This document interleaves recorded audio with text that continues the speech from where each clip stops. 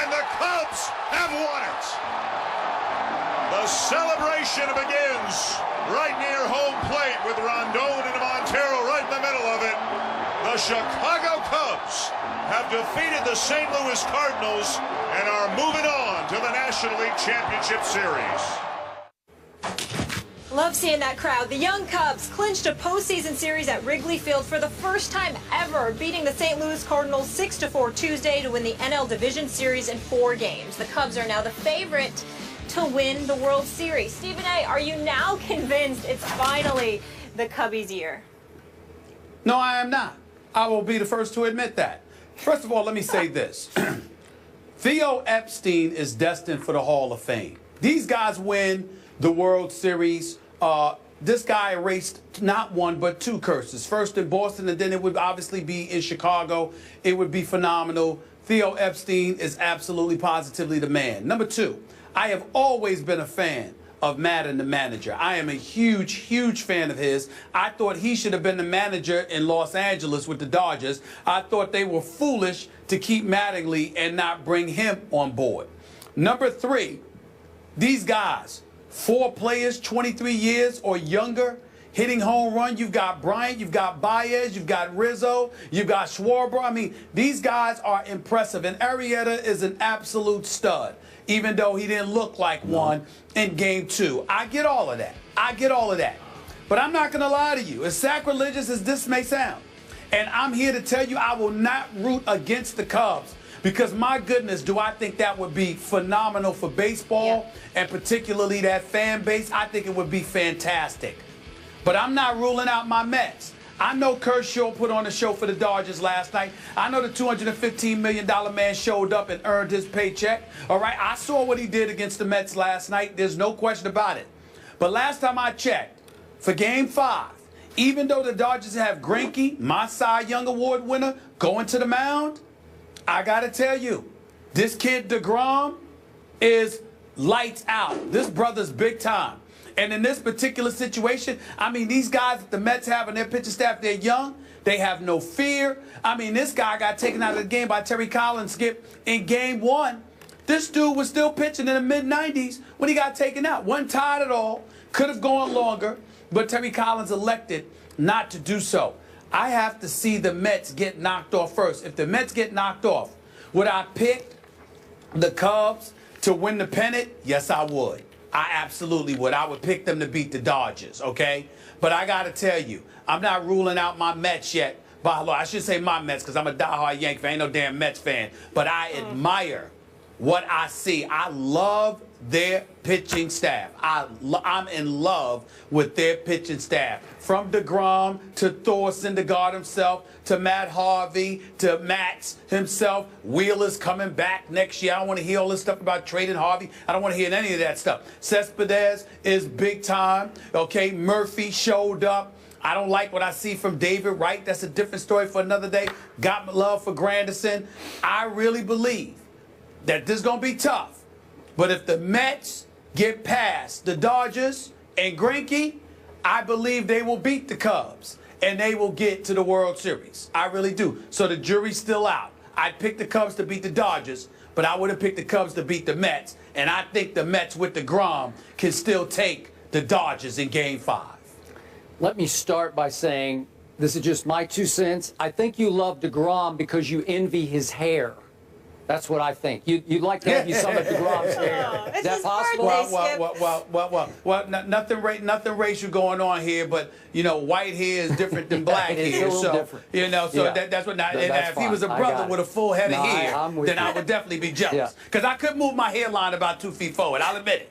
I'm approaching that George Jefferson stage. I'll admit it. Stephen A., you look great. You do look great. You look great. You know what? You do look young for your age today. I got to compliment you. You look really good today. Did you hear what he said today? Just want to make sure you got that. Today. Yeah. It's all right. I had to qualify that statement.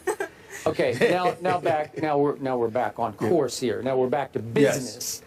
Yes. You have told me that your father instructed you as a child never, ever to even consider rooting for the New York Mets. But now you flip-flopped all the way around too because your Yankees are out of it. Now you're hanging in with the Mets. And I got to tell you, they're dead. They're done. It's over. They had their chance at home last night, and they blew it. Right. And now it is Greinke in Los Angeles in Chavez Ravine. I'm sorry you're not going to win that game. And I'm just disappointed in you from your father's perspective that you could even find it in your heart to root for the Mets right now. Well, I didn't say root. Well, what I'm saying saying is what very disrespectful. Well, listen. What I think is going to happen. That's what I'm saying.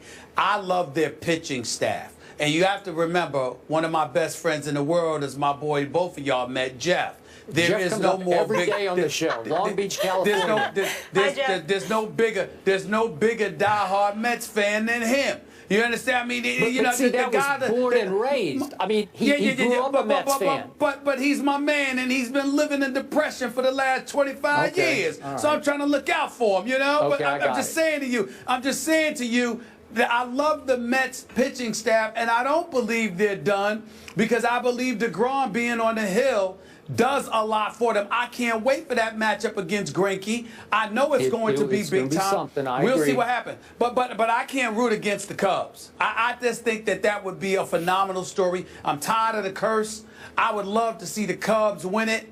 I don't think they can beat that pitching staff on the New York Mets because as good as Arrieta is, there's no, I like Lester too, but Kershaw and Greinke is a bigger deal than Arrieta and Lester. And so for me, so for me, if the Mets get past the Dodgers, I can't see the Cubs beating them. Okay. I have told you 3 times now on this show, this is the Cubs' year. They're finally going to break through. You did say that. You like the Cardinals in this last series. I took the Cubs against all odds. And I grew up a Cardinals fan in Oklahoma City because it's all we had. Harry Carey and Jack Buck on KMOX in the car every night. Well, seriously. Right. Okay, now back to the Cubs. I did work in Chicago, as you know, as a columnist for the Chicago Tribune. I spent a whole lot of time in Wrigleyville, at Wrigley Field, covering those lovable losers who used to be the Chicago Cubs. I'm very happy for all of my friends in Chicago who are diehard Cubs fans. So am but I. I got to tell you, and they won't like me saying this, I don't think they trust the Cubs any more than, well, it's like I don't think they've conceded yet this is the year because what can go wrong always has gone wrong for them. But I think their team has broken through psychologically, to your point, thanks to Joe Madden. All of his little shticks and all the skits that they do and having the petting zoo in the outfield, he has managed to take the pressure off this team and to make them laugh at Billy Goats and Black Cat curses that they've been afflicted with in the past. So all of a sudden, this team, I told you, in body language, in spirit, in resilience, they don't resemble the Chicago Cubs I covered those years in Chicago because what happened last night? The kid Piscotty, with 2 batters into the game. Hamill walks the first guy, and then Piscotty goes deep, and it's 2-0 Cardinals. And trust me, a whole lot of people out there in those left field bleachers are thinking, oh, my God, here we go again. Right on schedule. This is it. We could close this thing out at home, and they've done it to us again. And do not underestimate how much rivalry there is between Cardinals and Cubs. They are arch rivals, just like Bears and Packers are. So they get out of it, they bounce back, and they take the lead 4-2 because the team doesn't believe what can go wrong will go wrong. And then what happened? Top of the 4th, Hamill walks the first guy, gets replaced. Then it's an easy bouncer to Chris Bryant, and it's a double play ball, it looks like, and he botches it. And all of a sudden, it's 1st and 2nd with nobody out. And trust me, people all around Wrigley Field are saying, oh, my God, what could go wrong has just gone wrong. The floodgates are about to open. And Justin Grimm comes in and goes boom, boom, boom, and strikes out the side. And the Cubs survive because this team believes it can beat anybody because it just beat the 2 best teams in baseball. It beat the Pirates in the 1 game in the wild card playoff.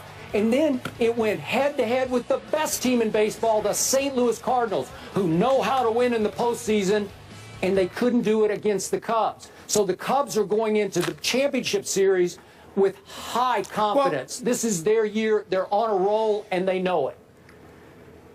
Well, listen, a couple of things. Number one, when I picked the Cardinals, I stand by that pick, even though they lost, because I thought Yadier Molina would find a way in the lineup. He hasn't been healthy. Nope. That's a very, very big deal. Sure. And people who don't know baseball don't appreciate the significance of a catcher. That's the guy that calls the game. That's the guy that controls the pitcher. That's the guy that studies the batters and knows what's going on and knows how to call a game. And if you find somebody better behind the plate than Yadier Molina, you show me who he is and I'll call you a liar, particularly in the postseason, even though Buster Posey is up there. The combination of him and Matheny I thought would have done wonders for St. Louis, but Tony Cruz ain't going to cut the mustard in that regard. And as a result, it ended up being what it was. My hat's off to the Cubs. But when I look at the Mets, again, I'm thinking about pitching, because what we're talking about with pitching is that pitching delivers rings in the sport of baseball. Okay. And I don't know anybody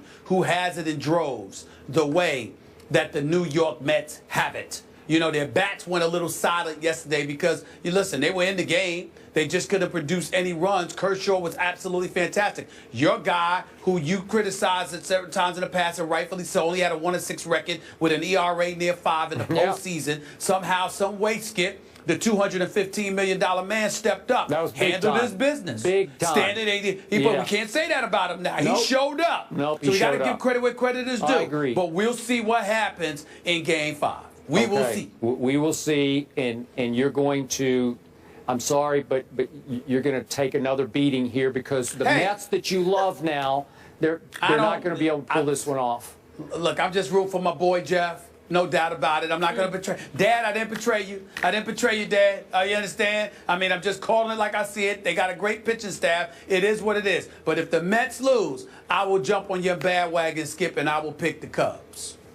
1908 will Theo Epstein reverse the curse again. The Cubs will travel to either LA or New York to start the NLCS on Saturday.